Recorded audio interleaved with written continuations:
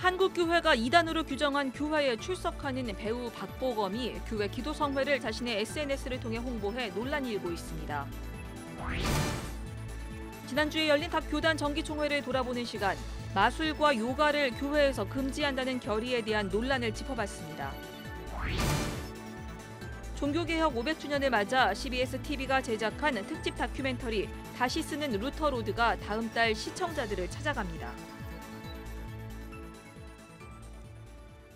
여러분 안녕하십니까? CBS 뉴스입니다. 스타 배우 박보검의 종교를 둘러싼 논란이 재현되고 있습니다. 박보검이 자신이 출석하는 교회의 기도성회 홍보글을 게재한 게 논란이 되고 있는데요. 배우 박보검이 이단으로 규정된 교회를 다니고 있기 때문입니다. 이단 전문가들은 청소년들은 특히 인기 배우의 언행을 무조건 따라하려는 경향이 있기 때문에 비정상적인 종교를 홍보하는 것은 자제해야 한다고 말합니다. 보도에 이빈나 리포터입니다. 배우 박보검에 대한 논란이 일고 있습니다. 박보검이 자신이 다니고 있는 교회의 기도성회 홍보글을 SNS에 올린 것이 발단이 됐습니다. 박보검은 지난 25일 자신의 SNS에 국가와 민족의 평화를 위한 기도성회를 영어로 알리면서 장소와 일정 등을 홍보하는 글을 게시했습니다.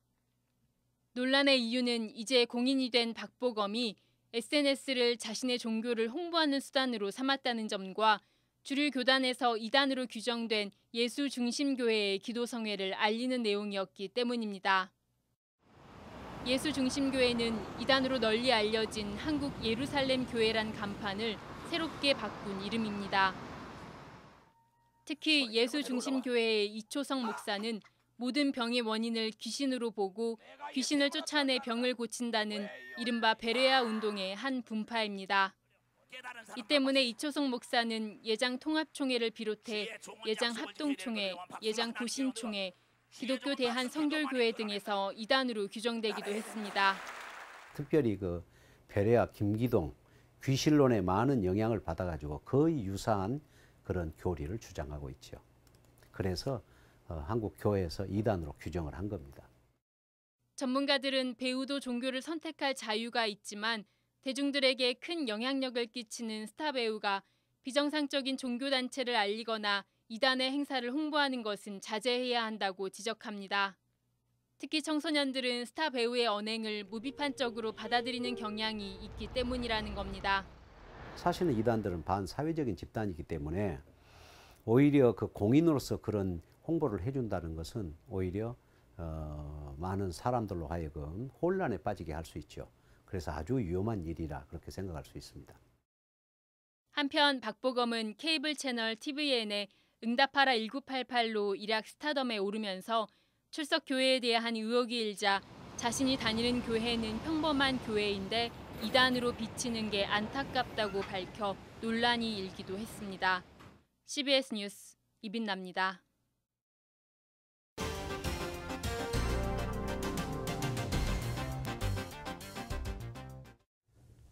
지난주에 열린 각 교단 정기총회를 돌아보고 있습니다. 오늘은 마술과 요가에 대한 교단 결의를 살펴보겠습니다. 천수연 기자입니다. 지난 2004년부터 마술을 배우기 시작했다는 표석은 장로는 정년 퇴임 후 크고 작은 교회의 초청을 받아 벌써 300회가 넘는 마술 공연을 해왔습니다. 감리교인인 표 장로는 자신을 마술사가 아닌 문화사역자라고 소개합니다. 뮤직이 하나의 레크레이션이다. 그래서 호응하고 이렇게 같이 해서 같이 나눌 수 있으면 좋겠다. 그래서 저는 이제 그 가서 얘기할 때 문화사역자다. 그런 얘기를 해요. 그런데 지난주 폐회한 예장통합총회는 마술을 교회로 끌어들여서는 안 된다는 이단 사이비대책위원회의 보고를 그대로 채택했습니다.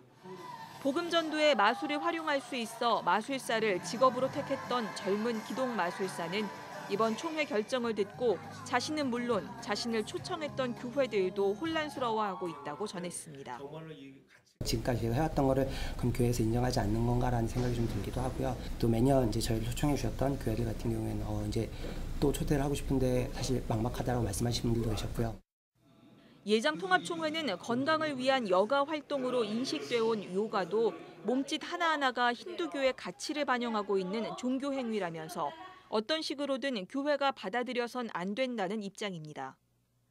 마술과 요가를 이단시하는 이번 총회 결의에 대해 일선에서는 선교적, 문화사역적 관점이 배제된 결정이라는 의견이 많습니다. 세상 문화를 외면한 채 목표할 수 없는 현실에서 오히려 이를 교회가 선용할 수 있는 방안을 제시해야 한다는 지적입니다. 내가 한 이 가스페 매직이든 또는 그 무엇이 됐든 간에 하나님이 역사하실 것이라면 우리는 겁을 내기보다는 이 문화를 더 잘 가꾸고 다듬어서 더 선한 도구가 될 수 있도록 풀어가는 것이 옳지 않겠냐. 한편 예장통합총회 일부 총대들 사이에서는 내용을 제대로 살피거나 심도 있게 논의하지 못한 채 해당 보고서를 받았다는 자성의 목소리도 나오고 있습니다. 그럼에도 당분간 교회 현장의 혼란은 피하기 어려워 보입니다.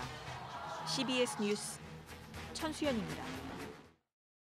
희년 정신을 되새기고 실천을 강조해온 희년 함께가 어제 희년 실천주일 연합 예배를 드리고 희년은행 등의 동참을 강조했습니다.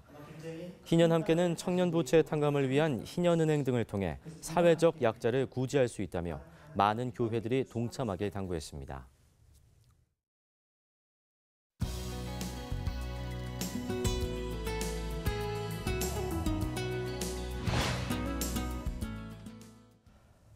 종교개혁 500주년을 맞아 일회성 행사보다는 신자들의 신앙 성숙에 도움이 되도록 의미 있게 보내자는 감리교 목회자가 있습니다. 종교개혁 500주년 기념 로마서 100만 낭독 캠페인을 벌이고 있는 인천 선안목자교회 박창수 목사를 오늘 파워인터뷰에서 만나봤습니다. 박성석 선임기자입니다. 목사님 반갑습니다. 네, 반갑습니다. 목사님께서는 로마서 100만 낭독 캠페인을 벌이고 계시는데요. 이 운동의 취지와 목적은 무엇인가요?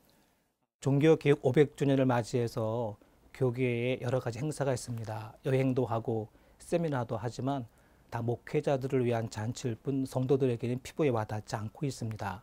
근데 종교개혁의 가장 큰 뜻은 성도들에게 성경을 돌려주고 스스로 진리를 발견하게 한 것이죠. 특히 로마서를 통해 루터가 복음을 발견하게 되면서 종교개혁이 시작된 것이기 때문에 이 기간 동안에 로마서를 집중적으로 낭독하면서 복음을 발견하게 하는 것이 가장 실질적인 의미가 되겠다 생각해서 이런 운동을 하게 됐습니다. 예, 언제부터 언제까지 진행되는 캠페인인지요? 100일이라고 하면 7월 23일부터 10월 31일까지인데요. 사실 100일의 의미는 그리 중요하지 않고요. 이미 독일에서는 10년 전부터 종교개혁을 준비해 오고 있었죠. 이번 100일 동안만이라도 우리가 집중적으로 로마서를 낭독하고자 하는 것인데요. 이미 이 100일에 착안해서 로마서를 100번 읽는 분이나 적어도 10번 이상 읽겠다고 하는 분들이 많이 계시고 있습니다. 바람직한 일이죠. 특별히 로마서를 읽자 이런 착안하게 된 동기가 또 있을 것 같아요. 예, 로마서는 우리 기독교 신앙의 정체성의 근간을 이루는 책이라고 이야기할 수 있습니다. 로마서는 복음의 정수가 담겨져 있고 루터는 가장 순수한 복음이라고까지도 얘기를 했죠. 또 로마서가 새롭게 조명될 때마다 놀라운 일들이 많이 있었는데요. 어거스틴의 회심이나 루터의 종교개혁이나 또 존 웨슬리의 감리교 창신들도 다 로마서를 통해 이루어졌습니다. 지금도 많은 분들이 로마서를 통해 힘을 얻고 또 로마서를 통해 삶의 문제에 답을 찾게 되는 것처럼 이번 기간 동안 로마서 읽다 보면 이번에는 바로 내 차례다. 내가 로마서를 통해 삶의 문제 답을 찾을 뿐 아니라 또 변화를 경험하고 새로운 하나님 역사를 얻을 수 있게 될 것입니다. 그러니까 종교개혁을 했던 그 마틴 루터나 교회를 새롭게 부흥시켰던 감리교 요한 웨슬레 같은 분들이 로마서를 읽다가 큰 회심과 변화를 체험했으니까 우리들도 그런 경험을 새롭게 한번 해보자. 그런 취지가 좀 담겨 있는 거네요. 예, 그렇습니다. 로마서가 기독교 역사 속에서 역사라든가 사람에 끼친 영향이 참 큰데요. 이번엔 바로 그 영향이 또 그 은혜가 바로 나에게 경험되어지는 바로 그 다음 순서는 바로 나 자신이다라고 하는 뜻이 되겠습니다. 지금까지 어떤 교회들이 참여했고 앞으로 참여하고 싶은 교회들은 어떻게 참여가 가능한 건지 소개를 해주시죠. 교파와는 상관없이 현재 한 200 이상 교회들이 참여해서 열심히 낭독을 하고 있고요. 특히 새벽 예배, 또 오후 예배 또는 로마서 낭독 집회 등을 열면서 부지런히 로마서를 10번에서 100번까지 이렇게 낭독을 하고 있습니다. 특별히 이번에 쪽복음을 이렇게 발간하셨다고 하는데 로마서 쪽복음이 바로 이거죠. 예, 요 쪽복음을 또 발간하게 된 거는 아무래도 로마서를 집중적으로 읽자 이런 취지가 있을 텐데요. 활용하는 방법을 좀 소개를 해주시죠. 예, 요즘 교인들이 성경을 읽고 싶어도 가방에 휴대폰이나 지갑 하나 넣으면 넣을 수도 없고요. 또 공공장소에서 성경을 보는 것이 눈치도 이제 보이는 시대가 됐습니다. 그래서 이 쪽복음은 갖고 다니면서 휴대하면서 여러 번 낭독할 수도 있고, 또 특히 이 안에 있는 배열 방식은 복음의 핵심적인 내용과 예수 그리스도에 대한 부분이 잘 드러나도록 수사학적 배열 방식으로 되어 있기 때문에요. 여러분 읽다 보면 저절로 이 마음속에 복음과 은혜라는 두 글자가 새겨지면서 전도하고 싶은 마음도 생겨지게 됩니다.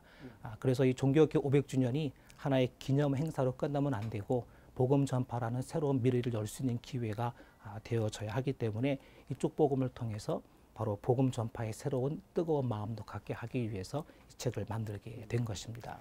예, 끝으로 로마서 낭독 캠페인에 참여하고자 하는 한국교회 좀 당부의 말씀을 마무리로 말씀해 주시기 바랍니다. 낭독은 우리 기독교 전통 중에 가장 중요한 유산 중에 하나입니다. 모세 시대 때부터 시작이 돼 왔죠. 지금 그 낭독의 전통을 다 잃어버린 것은 매우 안타까운 일입니다. 이번 기회에 로마서 낭독을 통해서 복음도 발견하고 또 낭독의 즐거움과 은혜와 능력도 경험하면서 낭독 안에서 하나 될 수 있는 그런 기회가 됐으면 좋겠다라는 생각을 하고 있습니다. 네, 목사님 오늘 출연 고맙습니다. 예, 고맙습니다. 종교개혁 500주년을 맞아 CBS TV가 특집 다큐멘터리 3부작 다시 쓰는 루터 로드를 선보입니다. 1년 반 동안 제작을 거쳐 역사와 기행인물, 기독교 시사 등 모든 요소를 결합시킨 아주 특별한 작품으로 화제를 모으고 있습니다. 조혜진 기자가 소개합니다. 루터교단 목회자인 중앙루터교회 최주훈 목사와 독일인 방송인 다니엘 린데만, 한국기독청년협의회 남기평 총무와 싱어송라이터 제이미 스톤즈, 이렇게 4명의 종교개혁 원정대가 종교개혁의 의미를 찾아 나섰습니다. 독일 현지를 여행하며 나누는 과정을 통해 자연스럽게 종교적, 신학적 이야기를 풀어내는 형식입니다. 인간으로서 내가 프로테스탄트라는 거, 내가 어느 정도 용기 내서 뭐가 잘못했을 때 나설 수 있는 용기, 그런 거 과연 무엇인가라는 생각 정말 열흘 내내 했었던 것 같습니다. 원정대는 시의회와 대학, 교회가 공동으로 목회자를 청빙했던 비텐베르크 시교회와 루터가 설계한 최초의 개신교 예배당인 토르가우 교회 등을 방문하며 종교개혁의 참 의미를 돌아봅니다. 교회라고 하는 것은 세상에서 떨어진 것이 아니고 바로 사람들 사는 그 세상 속에서 함께 호흡하는 것, 이런 그 신학적인 이야기들이 그 안에 들어가 있습니다. 다큐멘터리에는 독일 개신교연합 마got 카스먼 박사와 루터교 세계연맹 한스 가르슈 박사 등 독일 내에서 인정받는 석학들이 출연해 종교개혁의 의미를 깊이 있게 설명합니다. 특히 이만열 교수와 손봉호 교수 등 신망이 두터운 원로들이 한국 개신교의 개혁에 대해 이야기하는 등 개혁의 대상으로 전락해버린 한국 개신교의 모습을 500년 전에 비추어 돌아보고 있습니다. 3부작으로 제작된 다시 쓰는 루터 로드는 오늘 13일 낮 1시 일부 돈과 권력 편을 시작으로 매주 한 편씩 시청자들을 찾아갑니다. CBS 뉴스 조혜진입니다. 한국기독교교회협의회 정의평화위원회는 원직 복귀와 직접 고용을 요구하며 농성을 벌이고 있는 KTX 승무원들을 방문해 위로와 지지의 뜻을 밝혔습니다. 교회협의회는 KTX 승무원들이 부당한 해고에 맞서 2,300여일째 싸우고 있다면서 KTX 승무원 문제는 공공기관 비정규직 문제를 풀어가는 첫 단추가 될 것이라고 강조했습니다. 종교개혁 500주년을 맞아 예장통합 서울노회가 지난 25일 장로회 신학대학교에서 장신사랑 기도회와 부흥 사경회를 열고 종교개혁의 정신을 되새겼습니다. 서울노회 소속 교회와 교인들은 이 자리에서 장신대가 올바른 기독 지도자를 양성하고 한국교회가 말씀과 본질로 돌아가 복음의 능력을 가진 교회가 되길 기도했습니다. 교회학교 위기를 극복할 대안으로 가정, 부모 중심의 교육 목회가 제시됐습니다.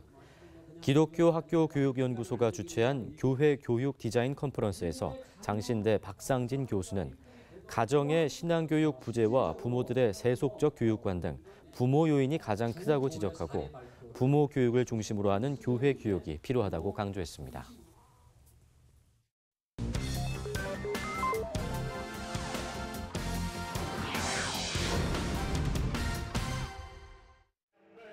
이어서 간추린 지역 소식입니다. 부산 성시화운동본부가 부산 금정구에 위치한 하나인 교회에서 27일 부산 성시화를 위한 제81차 목회자 기도회를 열었습니다. 부산 성시화 이사장 안용훈 목사는 설교를 통해 동성애 동성결혼 합법화 헌법 개정안을 막기 위해 한 목소리로 협력하고 기도해야 된다고 강조했습니다. 동성애 동성결혼 반대를 위한 아산 시민대회가 지난 24일 온양온천역 앞 광장에서 열렸습니다. 만여 명이 참가한 시민대회에서 대회장인 박귀환 목사는 인권조례회와 차별금지법 속에 있는 동성애 동성결혼 헌법 개정안을 조목조목 반박하며 시민들의 반대 동참을 당부했습니다. 충청북도 진천군과 음성, 증평과 괴산군 등 도내 중부 4개의 군 기독교연합회가 진천 화랑공원에서 목회자 체육대회를 열었습니다. 이번 체육대회에는 목회자와 사모 등이 참석해 각 지역별로 팀을 나눠 축구와 배구, 족구 등의 경기를 펼치며 친목과 화합을 다졌습니다. 예장합동총회 대경노회가 서연교회에서 나라를 위한 아침 기도회를 열었습니다. 대경노회 노회장 김일영 목사는 최근 잇따르고 있는 북한의 미사일과 핵을 무력화시키기 위해서는 지금 우리의 기도가 절실할 때라며 다윗처럼 하나님을 의지하며 기도에 힘쓰자고 강조했습니다. 기독교 대한성결교회 제48회 전국 장로회 수양회가 제주국제컨벤션센터에서 열리고 있습니다. 첫째 날 개회 예배에서 신상범 총회장은 종교개혁 500주년에 마음을 새롭게 할 때 하나님의 놀라운 역사가 일어난다며 우리 모두가 다시 성경으로 돌아가 새롭게 변화되자고 강조했습니다. 내일은 전국이 대체로 맑겠습니다. 내일 아침 최저 기온은 14도에서 21도, 낮 최고 기온은 20도에서 25도의 분포를 보이겠습니다. 이상으로 CBS 뉴스를 마칩니다. 여러분 고맙습니다.